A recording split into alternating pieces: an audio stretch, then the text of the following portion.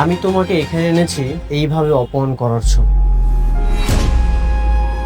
বাসর ঘরে থাপ্পড় দিয়েছিলাম, সেটা তো 4 দেওয়ালের মধ্যে সীমাবদ্ধ ছিল, কেউ তো দেখেনি। এখন পাবলিক প্লেসে থাপ্পড় দিলাম, এখন বুঝতে পারছো কেমন লাগে?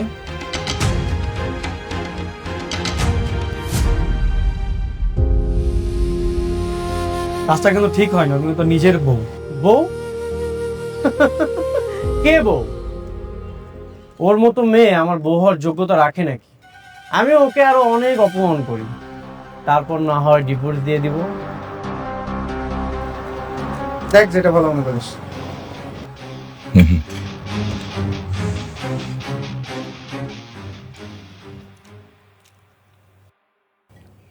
তানিন, তুমি বলেছিলে যে বিয়ের পর তোমার বদ অভ্যাসগুলো সব ত্যাগ করবে, নিয়মিত অফিস করবে, ক্লাবে আড্ডা দিবে না, কিন্তু এখন তো এসব কোনো পরিবর্তনের চিহ্নই তো আমি লক্ষ্য করছি না।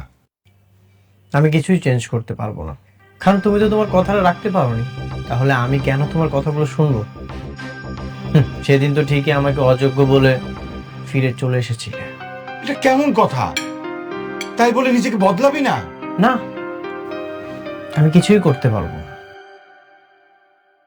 তোমার অফিস তুমিই সামলাও। আশ্চর্য!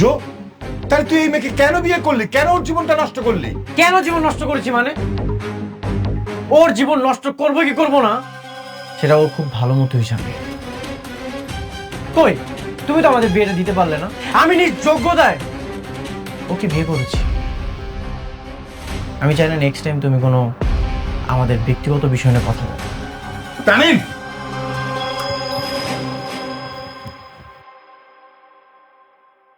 বোমা, তুমি আমার ছেলেটাকে প্রথম রিজেক্ট করেছিলে, সেটাই তো ভালো ছিল। কেন তুমি আবার ওকে বিয়ে করতে গেলে? ও তো তোমার জীবনটাই নষ্ট করে দিবে। না বাবা, আমার ভাগ্যে যা আছে তাই হবে। আপনি প্লিজ মন খারাপ করবেন না। বাবা, খাবারটা খান, ঠান্ডা হয়ে যাবে।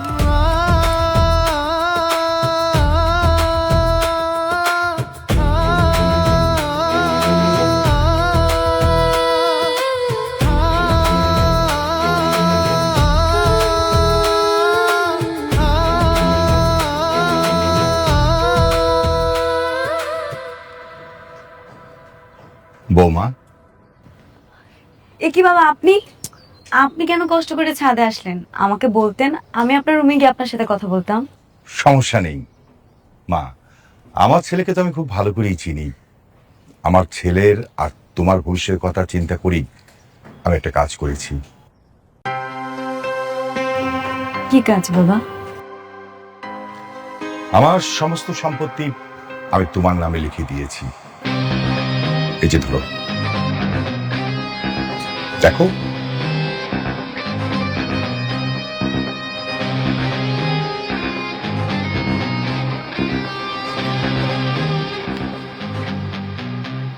এ কি সত্যি সত্যি তো আপনি সব আমার নামে লিখে দিয়েছেন? মা, এখন থেকে আমার সমস্ত সম্পত্তির মালিক হচ্ছে তুমি। কিন্তু কেন বাবা? আপনার ছেলে বেঁচে থাকতে সব সম্পত্তির মালিক আমাকে কেন করে দিয়েছেন? মা, আমি জানি আমার ছেলের হাতে যদি সবকিছু চলে যায় না, 2-1 বছরের মধ্যে আমার তিলে তিলে করা সব সম্পত্তি ভ্যানিশ হয়ে যাবে। আমি কি এগুলো রক্ষা করতে পারবো? আর আপনার ছেলে কখনোই মেনে নেবে না বাবা। মা, তুমি কেন টেনশন করছো? ম্যানেজার আছে, ও সবকিছু দেখাশোনা করবে। আর আমি তো আছি। আমার একটু গ্রামে কাজ আছে, একটু যেতে হবে কয়েকদিনের জন্য। কিন্তু বাবা, মা, আমার একমাত্র ছেলে, আমি আমার সন্তানের ভালো চাই। তোমাদের ঘরে যে সন্তান হবে সে যেন সুন্দরভাবে এই পৃথিবীতে বাঁচতে পারে, সেটাও চাই। তুমি সম্পত্তির কথা বলছো, তোমার প্রতি আমার বিশ্বাস আছে মা। আমি জানি যে তুমি আমার সমস্ত সম্পত্তি ঠিকভাবে রক্ষা করতে পারবে। আমার একমাত্র ছেলে, ওকে ভালো করার দায়িত্ব তোমার হাতে তুলে দিলাম। বাবা আমি চেষ্টা করবো, কথা দিচ্ছি। Thank you.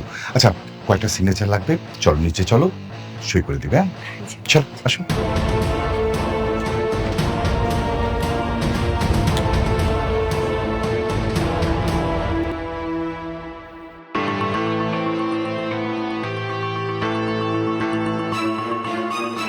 কি ব্যাপার, কোথায় যাচ্ছেন? বাইরে যাচ্ছি, ফ্রেন্ডদের সাথে আড্ডা দিব, তারপর একটু ক্লাবে যাব। বাই দ্য ওয়ে, এইসবের কৈফিয়ত আমি কেন তোমাকে দিচ্ছি? নেক্সট টাইম থেকে এসব আর আমাকে জিজ্ঞাসা করবে না। এখন থেকে আমাকেই কৈফিয়ত দিতে হবে। তোমাকে কৈফিয়ত দিতে হবে মানে? তুমি কে? তুমি জানো না আমার কাছে তোমার মূল্যায়ন কতটুকু? Past is past. এখন থেকে আমি যা বলবো তাই শুনতে হবে, তাই করতে হবে। আর একবার যদি কোনো উল্টাপাল্টা কথা বলো তাহলে কিন্তু আমি তোমাকে...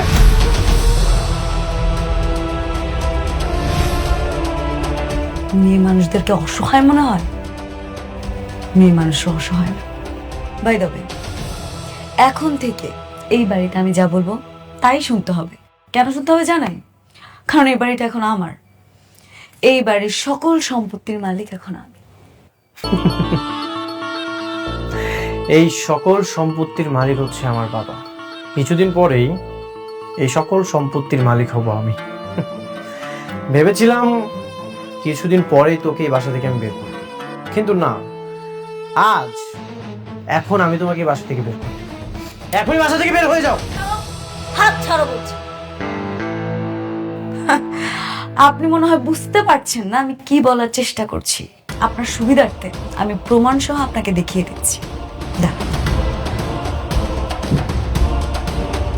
না, পড়ে দেখ। কি এটা? Divorce letter? পড়েই দেখেন নাকি?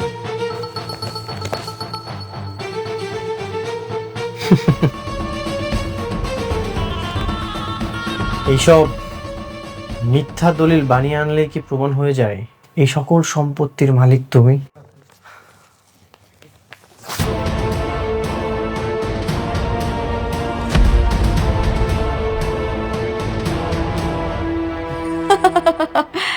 Such a silly boy. আপনি তো ফটোকপিটা ছিঁড়েছেন, আসল পেপারসটা এখন আমার কাছেই আছে। ঠিক আছে, বাবাকে ডাক দিলেই প্রমাণ হয়ে যাবে এটা আসল নাকি নকল। বাবা, বাবা, কিরে কি হয়েছে? বাবা, তুমি নাকি এই মেয়েটার নামে সব সম্পত্তি লিখে দিয়েছো? কি? নিজের সন্তানকে রেখে অন্য একটা মেয়েকে তুমি সকল সম্পত্তি লিখে দিয়েছো? আমার যেটা ভালো মনে হয়েছে আমি সেটাই করেছি। বাবা, আমার চেয়ে অন্য একটা মেয়ে তোমার কাছে গুরুত্বপূর্ণ হয়ে গেল, আর আমি কেউ না? দেখ, আমি অনেক কষ্টে সম্পত্তি করেছি। এই সম্পত্তি আমি যদি তোর হাতে তুলে দিই সেগুলো তুই নষ্ট করে ফেলবি। সো আমি সমস্ত সম্পত্তি বৌমার হাতে তুলে দিয়েছি, বৌমার নামে লিখে দিয়েছি। আমি তোমার সন্তান, আমি সকল সম্পত্তি নষ্ট করে ফেলবো, আর অন্য একটা মেয়েকে তুমি সকল সম্পত্তি লিখে দিয়েছো? এই মেয়েটা সকল সম্পত্তি আগলে রাখবে? অবশ্যই আমার সমস্ত সম্পত্তি বৌমা আগলে রাখবে। শোন, তুই যদি সবকিছু দায়িত্ব নিতে চাস তাহলে তোকে রেগুলার অফিস করতে হবে, তোর ক্লাব আড্ডাবাজি ছাড়তে হবে। আমি কেন করবো? তাহলে তুমি কেন আছো? আমি তো থাকবো না, আমি তোর সাথে থাকবো না, আমি গ্রামে চলে যাব। তুই তো জানিস যে আমার গ্রামে সম্পত্তি আছে, বাড়ি আছে। আমি বাড়ি ঠিকঠাক করছি, আমি তোকে ছেড়ে সেই গ্রামেই থাকবো। বাবা, তোমার কি মাথা ঠিক আছে? তোর মতো ছেলের বাবা হলে মাথা কিভাবে ঠিক থাকবে? হ্যাঁ বোমা, জি বাবা। তানিন যদি কালকের থেকে ঠিক মতো অফিস করে তাহলে ভালো, আর যদি না করে তোমার যা ইচ্ছে ওর বিরুদ্ধে সেই অ্যাকশনটাই যাবে। থ্যাংক ইউ বাবা, থ্যাংক ইউ সো মাচ। আমিও দেখতে চাই তোমরা কি করতে পারো।